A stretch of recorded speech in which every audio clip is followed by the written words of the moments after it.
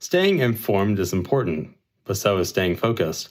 That's why the Polytron's Connected Worker solution includes powerful settings that let you control how and when you're notified. Each user has a dedicated settings page to manage their notification experience.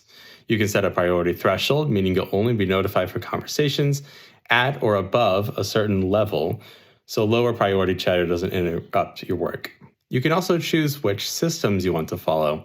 If you're responsible for line 2, you can configure your settings so you'll only receive notifications for conversations related to that line. Scheduling controls go a step further. You can set your notifications to only come through on weekdays or within certain time windows, so you're not flooded with alerts during off hours unless it's truly necessary. For administrators and power users, advanced settings provide controls for managing historical data from the Connected Worker solution.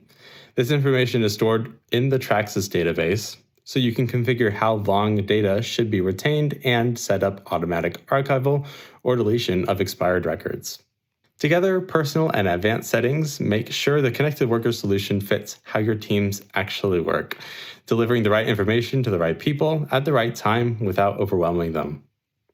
Contact us here for more information.